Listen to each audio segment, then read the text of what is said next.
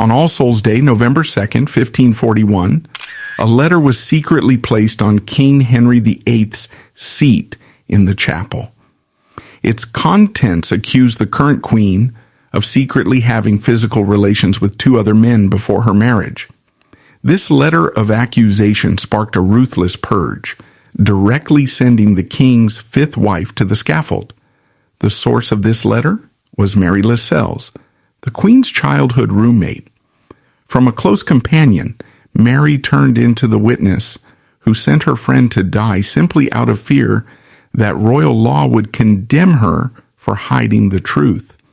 She carried the stigma of betraying her friend and ultimately had to watch helplessly as her own brother, John Lascelles, was condemned to the flames by the royal court. In the 1540s, King Henry VIII ruled through fear, making any secret about the royal circle dangerous. Mary Lascelles was not a spy or a political mastermind. She was simply an ordinary woman caught in a ruthless legal system that demanded unyielding loyalty. The state routinely used the threat of the ultimate penalty to force its subjects to reveal what they knew. The information she carried originated from her time in the aristocratic wardship system of the 1530s. Born into a respectable but modest family, Mary was sent to live with Agnes Tilney, the Dowager Duchess of Norfolk. She stayed at the powerful Howard family estates in Lambeth and Horsham. For a young woman from the lesser gentry, this placement was a crucial step for her future. Noble households functioned as training grounds where young women learned the social skills needed for a profitable marriage. In this society, a woman's financial and social worth depended strictly on her virginity. Without modern paternity testing, absolute chastity before marriage was the only way to ensure legitimate heirs. It was treated as a vital economic asset rather than just a personal virtue. To protect this valuable asset, the girls lived in the maiden's chamber, which was meant to be strictly guarded and locked at night. However, the Duchess of Norfolk was frequently absent and focused more on high-level politics than household security. She left the daily supervision to underpaid and unmotivated servants. Consequently, the strict curfews and security protocols were routinely ignored. The heavy locks on the bedroom doors were broken, turning a secure area into an open and vulnerable space. Mary Lascelles lived right in the middle of this poorly managed environment. Furthermore, the concept of personal privacy did not exist in 16th century households. Young women routinely shared beds to stay warm, making it impossible to hide any late-night activities or secrets. Mary Lascelles was assigned to share a bed with the younger Catherine Howard. Being forced into such close quarters inevitably led to the sharing of intimate details. In the tightly confined spaces of the maiden's chamber, young women spent their nights entirely free from adult supervision.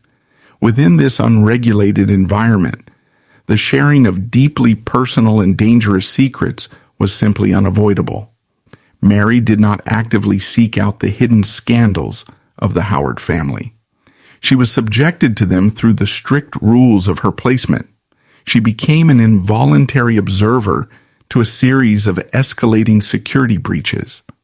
Lying in the dark within the narrow confines of their shared bed, Mary silently absorbed every reckless violation of the household's rules. Without ever seeking the role, she was slowly burdened with dangerous secrets, accumulating intimate knowledge that, while seemingly confined to a neglected manor, held the power to destabilize the English throne. The lack of strict supervision within the Dowager Duchess's household created an environment where professional boundaries were easily crossed. Henry Mannix, a music instructor, took advantage of this freedom by engaging in inappropriate conduct with young Catherine Howard, an event closely observed by Mary Lascelles. Mary's reaction to tea His situation was practical rather than merely emotional. She clearly understood the harsh social rules of Tudor society, recognizing that Manox's actions severely threatened Catherine's reputation. If this reckless behavior became public knowledge, Catherine's future prospects for a respectable and secure marriage would be ruined.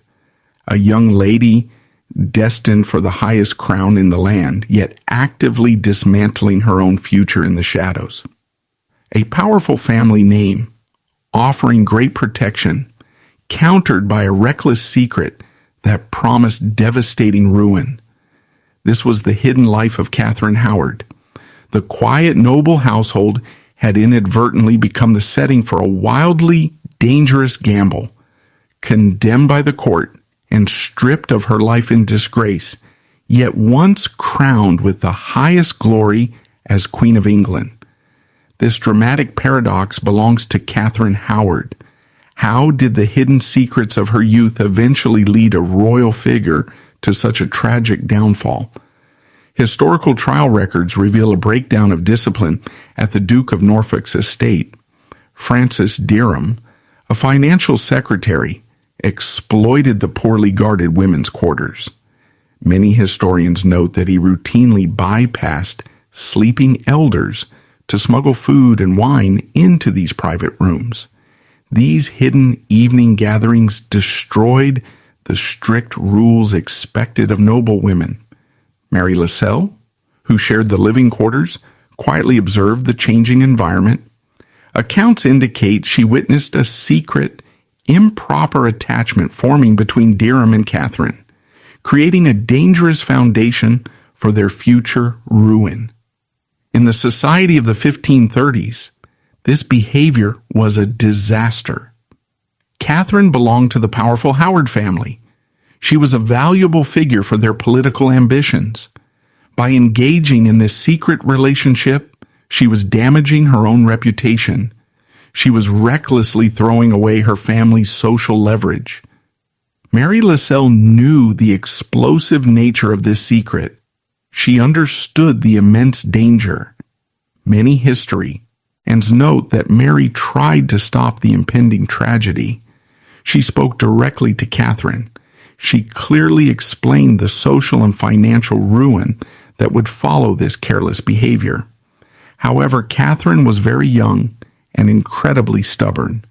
She believed her famous family name would always protect her. She ignored the warnings. Faced with this dangerous environment, Mary made the only safe choice. She decided to stay silent and quietly leave the household to protect herself. Reporting this behavior to the Dowager Duchess would instantly trigger a devastating scandal within the household. The subsequent investigation would likely result in severe punishment and the potential expulsion of everyone living in the maiden's chamber. Mary recognized that associating herself with the scandal, even as an informant, would permanently stain her own reputation and ruin her prospects for a stable marriage. Seeking a permanent extraction from the troubled environment of the Lambeth estates, Mary successfully secured a marriage with a respectable gentleman named John Hall. She acted under the rational, yet ultimately fatal assumption that the systemic failures of the Duchess's household would remain buried in the past. She believed the secret she carried had been left behind by distance and time. She remained dangerously unaware that these reckless youthful actions would soon escalate into a devastating crisis of national security. King Henry VIII was suffering from a state of severe physical and psychological decline. The monarch, now in his late 40s, was experiencing a rapid deterioration of his health. His physical mobility was heavily compromised by severe obesity and chronic painful ulcers on his legs. Psychologically, the king was unstable following the politically disastrous annulment of his marriage to Anne of Cleves. He desperately needed a youthful, healthy bride to secure further male heirs for the Tudor dynasty. Sensing this acute vulnerability in the king, the conservative Catholic faction, led by the Duke of Norfolk, Catherine Howard's uncle, executed a rapid and aggressive political maneuver. They bypassed the protracted diplomatic negotiations typically required for a royal marriage and placed the teenage Catherine Howard directly in the king's path. The maneuver was an overwhelming success. Henry VIII was immediately captivated by the youth and vitality of the Howard family's newest star. Blinded by a profound delusion regarding her romantic past, the king publicly called her his rose without a thorn, a metaphor confirming his belief in her pristine virginity. Within a very short time, the teenager from the poorly managed Lambeth estates was elevated to the highest position in the land, Queen Consort of England. As the coronation protocols were executed in London, Mary Lascelles monitored the political shift from afar. The elevation of Catherine Howard did not elicit celebration. It triggered an immediate and acute sense of dread. Mary possessed the specific knowledge confirming that the king's foundational assumption regarding his new queen was factually incorrect. However, the elevation to the throne fundamentally mutated the legal status of that secret. In the Tudor era, a queen consort's personal background was tied to national security. The unquestioned legitimacy of the royal bloodline was essential, serving as the primary safeguard to prevent England from returning to the devastating civil conflicts of the Wars of the Roses. Because of this strict requirement, if a queen concealed her romantic past before marrying the king, it was not merely viewed as a personal deception. Under Tudor law, threatening the line of succession in this manner was formally classified as an act of high treason. Catherine's hidden history at Lambeth transformed her from a radiant sovereign into a tragic figure carrying treasonous secrets. In the eyes of the court, she was the celebrated consort receiving unparalleled glory, but the legal reality in the shadows marked her as a compromised woman. It was a tragedy of her own making, demonstrating how an individual holding immense power could actively engineer their own downfall through the accumulation of past indiscretions. The Queen's hidden history transformed ordinary memories into highly dangerous knowledge. Mary Lascelles, a former acquaintance from the Lambeth household, held secrets that were no longer just a private matter. It was now actionable evidence against the crown. Mary suddenly became the quiet keeper of secrets, capable of dismantling the powerful Howard family. Despite her perilous position, the new sovereign lacked vital political awareness. She moved from the quiet halls of Lambeth into the fiercely guarded environment of Whitehall Palace. This royal court was an intricate web of surveillance. Every movement and conversation was closely observed by rival factions and foreign diplomats. In such a strict environment, caution was essential. However, many historians note that Catherine made a series of deeply flawed choices. Instead of using her newfound authority to distance herself from previous risks, she drew them closer. She actively gathered the very individuals who could threaten her survival. Whether seeking familiar faces or yielding to quiet pressure, her decisions proved disastrous. She appointed Francis Derham, a figure closely tied to her hidden history, as her personal secretary. Furthermore, she brought Joan Bulmer into her private chambers. By placing these figures from her past into the heart of her court, the Queen compromised her own security. By physically bringing the ghosts of Lambeth directly into the heart of the English government, Catherine Howard constructed a volatile powder keg. It was a statistical certainty that within the pressurized, heavily surveilled environment of the royal court, One of these individuals would eventually suffer a lapse in judgment and reveal the truth. While Catherine Howard dismantled her own safety, the threat to Mary Lascelles materialized through a completely distinct vector, her own family. During this period of high political tension, Mary was approached by her brother, John Lascelles. John Lascelles was far from a politically neutral bystander. His deep theological alignment made him an extremely dangerous figure at court. He was a radical evangelical Protestant, operating deeply within reformist networks that directly opposed the conservative Howard faction, currently monopolizing the king's attention.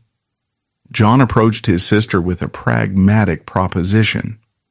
Recognizing that Mary possessed a pre-existing relationship with the newly elevated queen, John advised her to immediately petition Catherine for a formal placement within the royal household as a lady-in-waiting.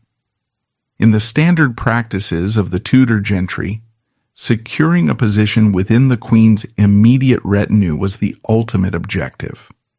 It guaranteed a high salary, provided access to premium resources, and granted the proximity required to extract lucrative favors for their extended family. John calculated that Mary's history at Lambeth was an unexploited asset that could yield massive dividends. Mary's response to her brother's proposition is one of the most critical moments in this history. Confronted with the opportunity to achieve significant social elevation, Mary issued a flat, definitive refusal. She stated categorically that she would not seek integration into the royal household because she knew Queen Catherine was light, both in living and conditions. This statement must be viewed with clinical precision. It was not a display of puritanical moral superiority, nor was Mary refusing the position because she was ethically offended by Catherine's past. Her choice was a fiercely calculated act of self-preservation. She understood the unforgiving nature of the Tudor court, recognizing it as a gilded cage where a single misstep could lead to the executioner's block. She knew that Catherine carried a hidden past that amounted to a ticking time bomb of high treason. Furthermore, Catherine had recently brought the very men who possessed these dark secrets directly into the closely watched royal household. Watching this reckless assembly unfold, Mary concluded that the discovery of these dangerous truths was not merely a possibility, but an unavoidable impending doom. Mary understood the deadly reach of the Tudor legal system. When a high-level treasonous figure is exposed, the state's retaliatory strike is never isolated to the primary target. The central government functioned on the principle of total contagion. When the king eventually discovered the truth, the Privy Council would immediately order the arrest, interrogation, and likely fatal punishment of every single woman stationed within the queen's inner circle. If Mary accepted the position as a lady-in-waiting, she would place herself directly in the path of the crown's wrath. The state would not pause to differentiate between a loyal servant and a complicit co-conspirator. Her physical proximity to the queen would be legally processed as active complicity. By maintaining a low-profile existence in the rural periphery, devoid of royal patronage, Mary hoped to remain safely beyond the reach of the crown's inevitable vengeance.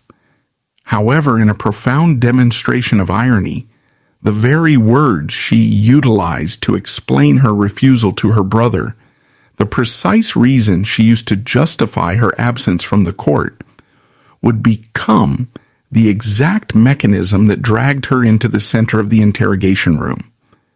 Mary's survival strategy contained a single fatal flaw. It relied on the assumption of familial confidentiality. When she verbally diagnosed the queen's light conditions to her brother, Mary acted under the belief that private family conversations were secure. She assumed John would process her threat assessment, accept her refusal, and drop the subject. She failed to realize that her brother's ideological fanaticism completely superseded his loyalty to his own blood. Mary did not realize that by providing John with the reason for her refusal, she had inadvertently handed a devastating political weapon directly to a motivated operative of the opposing faction. The suppressed secret had officially breached its confines. The countdown to state intervention had been initiated. In the mid-16th century, theological alignment was not a matter of private philosophical preference. It was the primary axis of high-stakes political warfare. The evangelical faction was actively attempting to dismantle the traditionalist Catholic infrastructure of the state. However, their primary obstacle was the current configuration of the king's bedchamber. The Catholic faction possessed unparalleled access to King Henry VIII via Queen Catherine Howard. As long as Catherine maintained the king's affections, the conservative bloc remained structurally unassailable. When Mary shared the details of the improper conduct at the Lambeth estates with her brother, she was simply seeking his guidance on how to handle a difficult situation. John Lascelles, however, viewed this information through a strictly political lens. Instead of seeing a sister in need of help, he recognized the discovery as a powerful tool to defeat his rivals. John immediately saw the destructive potential of his sister's secret. He recognized that this information was powerful enough to tear through the defenses of the Howard family and strike directly at the heart of the king's inner circle. Prioritizing his political objectives over his sister's safety, and with disregard for the lethal legal exposure he was subjecting her to, John took the intelligence and delivered it to the highest levels of the reformist faction. John Lascelles bypassed all standard administrative channels and delivered the raw information directly to Archbishop Thomas Cranmer. As the primary architect of the English Reformation, Cranmer functioned as the supreme commander of the anti-Howard coalition. For Cranmer, the acquisition of Mary Lascelles' testimony represented a definitive political victory. It provided the precise forensic evidence required to execute a fatal legal strike against the Queen, thereby collapsing the entire Catholic power structure.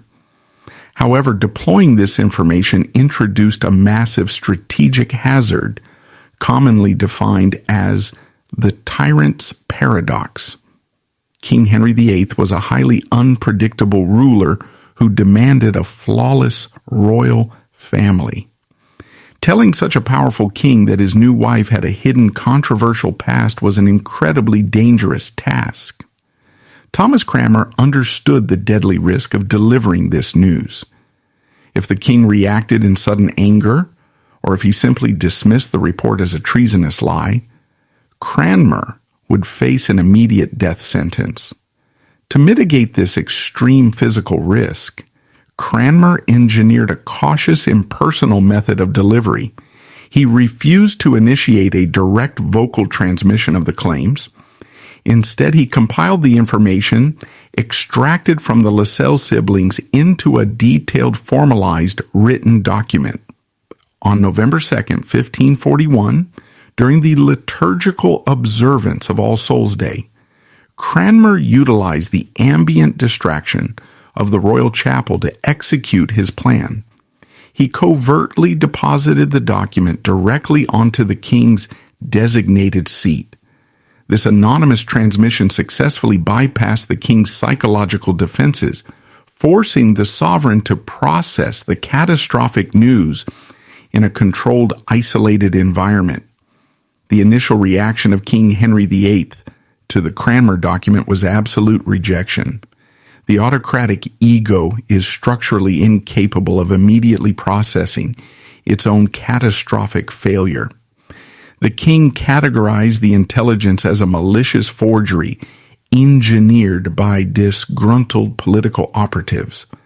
However, the specific granular details contained within the document, the geographic locations, the names of the men involved, and the precise mechanics of the maidens' chamber triggered the monarch's underlying paranoia. Henry VIII could not ignore the claims. He required immediate verification or total falsification. The king authorized the immediate deployment of a covert state investigation. He did not initially target Queen Catherine Howard. To determine the validity of the document, the royal investigators locked their focus directly onto the primary source of the data. The full weight of the Tudor central government shifted its focus from international affairs to a single woman residing in the rural periphery, Mary Lascelles. As the royal commissioners mobilized to apprehend Mary for interrogation, she was unaware that her legal classification had already been fundamentally altered by the state. The terror of Mary's position was cemented by a specific, unforgiving legislative weapon engineered by the Tudor state to enforce mass civilian compliance, the doctrine of misprision of treason. Following the Treason Act of 1534, the English central government executed a massive expansion of its jurisdictional authority. Treason was no longer strictly defined as the overt mobilization of military force against the sovereign. The state systematically criminalized the internal knowledge of its subjects. Caught between the burden of a dangerous secret and the demands of the state, Mary faced an impossible choice. Under the strict law of misprision, the crown claimed supreme ownership over any intelligence regarding threats to the throne.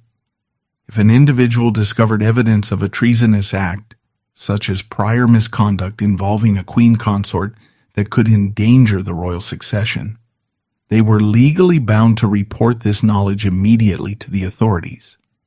Under the doctrine of misprision of treason, silence was not neutrality. It was legally processed as hostile complicity. The moment Catherine became queen, Mary's hidden knowledge transformed into a capital offense. The penalty for misprision was identical to the penalty for acti v treason, total forfeiture of all financial assets, followed by the ultimate penalty. The Privy Council dispatched its most ruthless enforcers, including Thomas Wriothesley and the Earl of Southampton, to intercept Mary Lascelles. These men functioned as the elite interrogators of the Tudor regime. They possessed the statutory authority to deploy extreme state coercion, such as the rack, and held the unilateral power to determine a subject's legal fate. When Mary was physically detained and inserted into the state interrogation environment, the royal commissioners did not seek a generalized summary of her time at Lambeth. The state required chronologically precise evidence to construct an ironclad prosecution against the Queen of England. Mary was forced into a pressurized, completely isolated environment. She sat across from the primary architects of state terror. They subjected her to a relentless verbal bombardment. The interrogation demanded precise coordinates. At what specific hour did Francis Derham enter the room? How close were the subjects? What exact words were spoken during the encounters? Mary Lascelles was cornered within the ultimate legal nightmare. She was fully cognizant that denying the claims would result in terminal consequences for perjury and misprision. Conversely, confirming the claims required her to formally admit that she had illegally concealed high treason from the crown, which also carried the statutory penalty of death. Crushed under the pressure of state-sanctioned violence, driven by the primal human instinct to survive, Mary Lascelles' resolve collapsed. She calculated that total compliance offered the only microscopic probability of survival. She opened up and shared everything she knew. Mary provided the interrogators with the exact blueprint of the maiden's chamber. She supplied the names, the timelines, and the physical mechanics of the breaches. However, the Tudor operatives required one specific piece of evidence to finalize the legal annihilation of the Queen. They required Mary to provide the exact words exchanged between Catherine and Derham. Mary's subsequent transmission of these spoken words would function as the definitive evidence, fundamentally dismantling the legal validity of the royal marriage itself. In the modern legal framework, a marriage is validated by state documentation and authorized officiants. However, under the canon law operating in pre-Reformation and early Reformation England, the structural validity of a marital union did not require a priest, a church, or state paperwork. It relied entirely on a highly specific verbal formula known as verba de praesenti, words of present consent. If a man and a woman acting without coercion exchanged explicit verbal consent in the present tense, for example, I take you as my wife, I take you as my husband, and subsequently followed that verbal exchange with physical consummation, the law classified this transaction as a pre-contract. A pre-contract was not an engagement. It was a fully realized, legally binding, and indissoluble marriage in the eyes of both God and the ecclesiastical courts.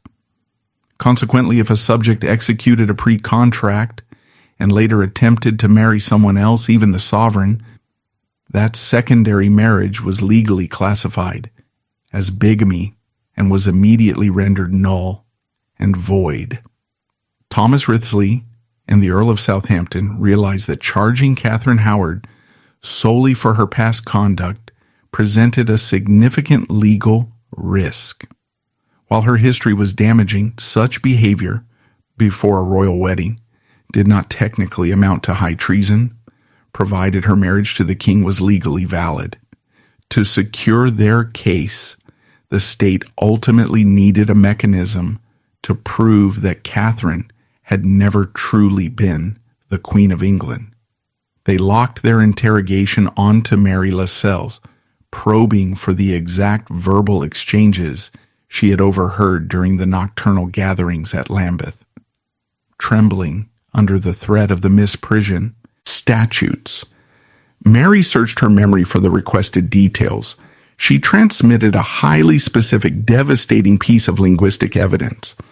Mary testified under oath that she had definitively heard Francis Derham and Catherine Howard refer to one another using the specific terms husband and wife. Furthermore, she testified to witnessing the exchange of physical tokens, Derham entrusting Catherine with his money when he departed on business, which the state interpreted as the behavior of a formerly married couple. The extraction of this specific spoken testimony executed the state's primary objective by providing sworn testimony that Catherine and Derham had utilized the terminology of present consent, combined with the established physical intimacy within the maiden's chamber. Mary Lascelles handed the Tudor lawyers the exact equation required to establish a pre-contract. The Privy Council reached a clear legal conclusion. Because Catherine Howard and Francis Derham had previously made a binding marriage contract, she was already legally married to him. As a result, her subsequent marriage to King Henry VIII was invalid and bigamous. By hiding her true marital status from the king, Catherine endangered the legitimacy of the royal bloodline, and this deliberate deception regarding the succession was therefore classified as high treason. Mary's memory of a casual, potentially adolescent exchange of vocabulary was forged by the state into a flawless legal weapon. She had unknowingly supplied the precise detail that legally stripped Catherine Howard of her crown before the trial even commenced. The Tudor legal machine, while moving with extreme velocity, required secondary verification to insulate the king's final decree from potential domestic or international backlash. The testimony of a single woman, extracted under the pressure of misprision, was valuable but structurally insufficient for the public elimination of a queen consort. The state initiated a rapid corroboration process based entirely on the map of evidence provided by Mary Lascelles. The Privy Council authorized the immediate detention of the primary men involved, Francis Derham and Henry Mannix. Unlike the interrogation of Mary, which relied on the psychological and legal leverage of the misprision statutes, the state deployed ruthless physical interrogation against the male subjects. Derham was taken to the Tower of London and subjected to extreme physical pressure.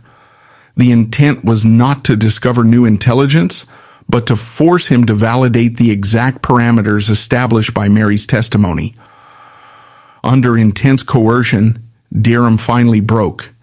He gave a formal confession that confirmed Mary's reports about the secret gatherings and forbidden activities at Lambeth.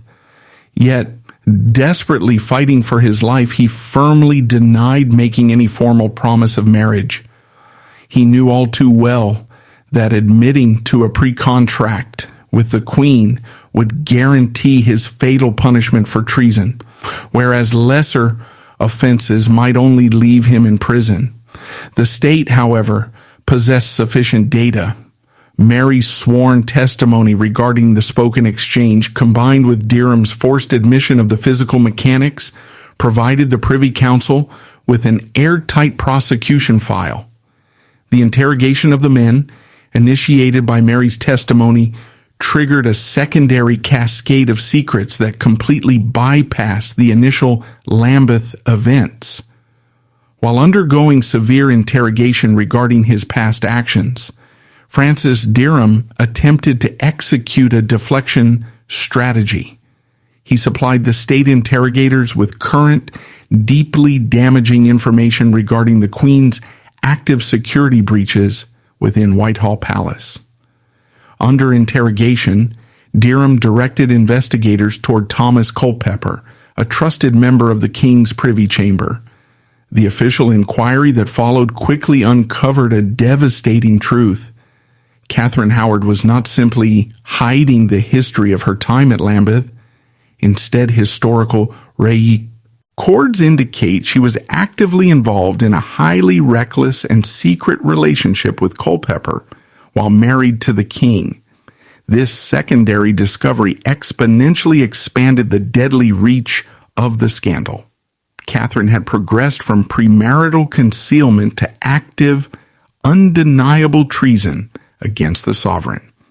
The state apparatus immediately apprehended Culpeper, along with Lady Rochford, the senior lady-in-waiting who had actively facilitated the logistics of the current affair. Mary Lascelles, entirely isolated from the high-stakes politics of the Privy Council, watched as the intelligence she had initially provided regarding a localized failure at Lambeth triggered a massive systemic purge of the highest echelons of the English court. With the forensic evidence secured, corroborated, and expanded, the Tudor judicial apparatus shifted into the final, deadly phase of punishment. The relentless velocity of the state during this period was engineered to prevent any potential political counter-mobilization by the Howard faction. The male figures were processed first. On December 10, 1541, Francis Derham and Thomas Culpeper were brought forth for their final judgment. Culpeper, possessing high aristocratic status, was granted the mercy of a swift end. Derham, hailing from a lower social tier and categorized as the primary source of the Queen's initial corruption, was subjected to the kingdom's most severe and absolute penalty at Tyburn. The state then finalized the logistics for the primary target, The Privy Council did not risk a public trial for Queen Catherine Howard. They deployed the identical legislative mechanism utilized against other high-level threats, the Bill of Attainder. By parliamentary decree based heavily on the foundational data extracted from Mary Lascelles, the Queen was declared guilty of high treason without the opportunity for legal defense. Shortly after, on February 13th, 1542, the final act of this tragedy unfolded. Catherine Howard, barely 20, years of age and consumed by a state of extreme exhaustion and psychological terror, was led to the scaffold at the Tower of London, where a single, final strike ended her life. For her role in supplying the foundational evidence that facilitated this massive state purge, Mary Lascelles received the precise socio-economic outcome she had hoped for when she broke under interrogation. The Tudor authorities, acting with ruthless pragmatism, recognized that Mary had given them exactly what they needed. She had broken her silence under immense pressure and delivered the precise spoken evidence required to legally destroy the Queen's marriage. Consequently, she was officially classified as a cooperative witness. King Henry VIII authorized a formal royal pardon for Mary Lascelles. She was entirely absolved of the capital charge of misprision of treason. The state guaranteed her survival. Furthermore, the central government refrained from confiscating her family's wealth. Her husband, John Hall, retained his property and social standing. The state had successfully utilized the terrifying threat of the misprision statutes to extract maximum utility from a civilian. Having secured the necessary legal ammunition to remove the Queen, the Tudor administration seamlessly discarded Mary, returning her to the rural periphery. She emerged from the ordeal physically intact, but her existence was permanently scarred by the brutal mechanics of 16th century statecraft. Following her release from the state interrogation rooms, Mary Lascelles was returned to her private domestic sphere. From a strict legal perspective, her profile was secure. The Crown had officially classified her as a compliant cooperative asset. Yet within the highly insulated, fiercely conservative ecosystem of the English gentry and aristocracy, the state's classification was irrelevant. The elite networks of the 16th century were bound by an unwritten, ironclad code of silence and familial loyalty. In their eyes, an individual who proactively supplied the evidence required to condemn a former associate, regardless of the legal coercion applied, was permanently classified as a systemic threat.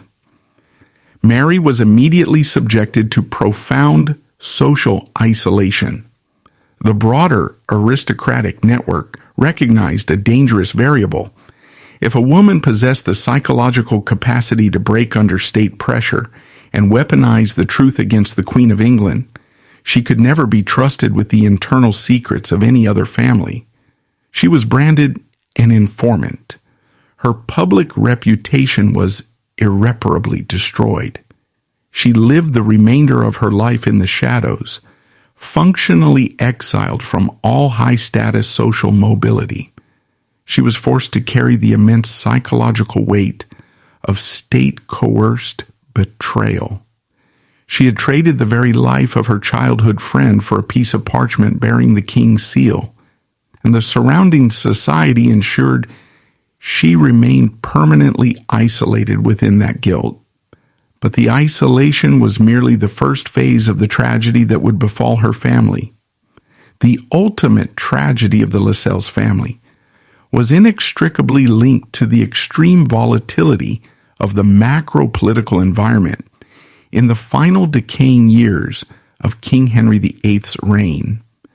The Tudor court did not rely on static alliances.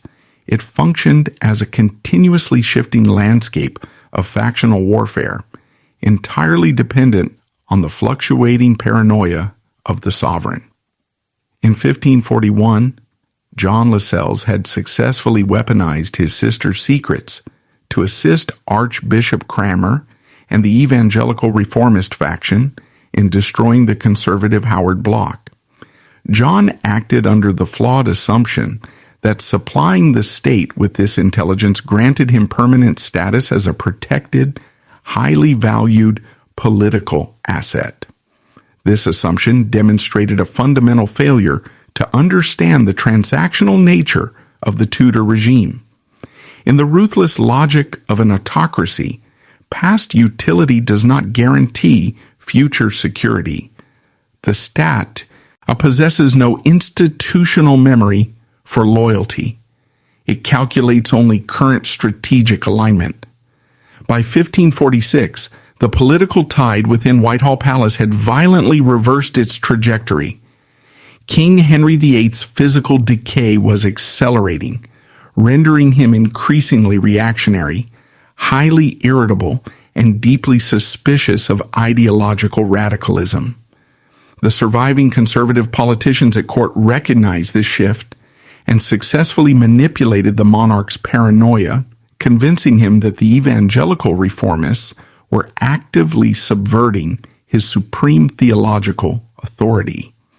The reformist faction, previously the architects of the Howard Purge, was suddenly reclassified as the primary internal threat to the state. Acting under the king's newly authorized directives, the conservative faction initiated an aggressive counter-purge. They deployed their network to map the connections of the radical evangelicals. The investigation quickly focused on John Lascelles. John's vulnerability was not rooted in standard treason, but in his deep ideological alignment. He was heavily embedded within the radical Protestant networks and possessed documented active links to Anne Askew, a highly visible, uncompromising Protestant preacher who was actively defying the theological parameters established by the king. The Tudor state immediately apprehended John Lascelles. The very state apparatus that had utilized his intelligence 5 years prior to eliminate a queen now processed him as a hostile threat. However, the legal mechanism deployed against him was fundamentally different from the statutes utilized against Catherine Howard. John was not charged with treason. He was processed under the statutes of heresy. In the jurisdictional architecture of 16th century England, treason was classified as a physical assault against the sovereign state, punishable by the harshest mortal penalties. Heresy, however, was classified as a spiritual assault against the sovereign's church. Because the king functioned as the supreme head of the church, theological deviation was treated as an existential contagion, requiring purifying eradication. The statutory penalty for heresy was the agonizing fate of the flames. The arrest and condemnation of John Lascelles exposed the horrifying irony of the Tudor survival game.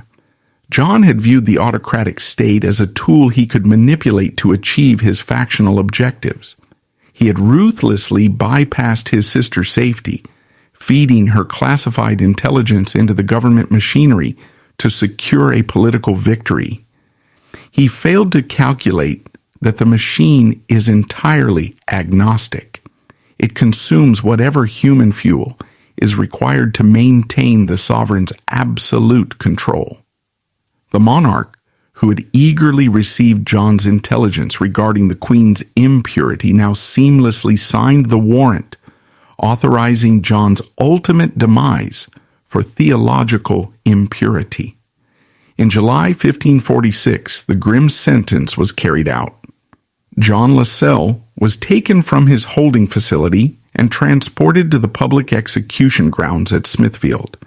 He was physically secured with heavy iron chains to a massive wooden post.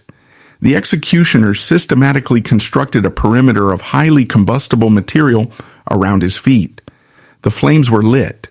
As the fire escalated, John Lascelles suffered a harrowing demise. The state utilized fire not merely as a mechanism of death, but as a visible, agonizing spectacle designed to obliterate the physical and ideological existence of the target. John was completely consumed. From her isolated position within the social periphery, Mary Lascelles was forced to monitor the brutal execution of her own brother. She was rendered completely impotent. She possessed the royal pardon, but she possessed zero political leverage.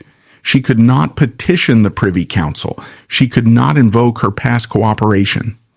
To attempt an intervention on behalf of a convicted heretic would instantly trigger her own rearrest and probable doom. This devastating sequence of events highlights the profound psychological trauma inflicted by the Tudor government. Mary was trapped in a horrific paradox. The very state apparatus that had previously coerced her into breaking her silence to survive had now ruthlessly incinerated the single family member who initiated the entire cascade of events. She was forced into an agonizing position of absolute powerlessness, watching as the same bureaucratic machine consumed her brother for his theological beliefs, just as it had consumed her childhood friend for her romantic past. History often attempts to classify Mary Lascelles either as a jealous informant or a manipulated pawn. In truth, she was simply a survivor caught within the crushing machinery of an absolute monarchy. She navigated the deadliest years of Henry VIII's reign, preserving her life and her family's modest standing. Yet her story remains a stark testament to the era's brutal cost. In a regime where survival demanded betrayal, even the innocent were forced to surrender a piece of their humanity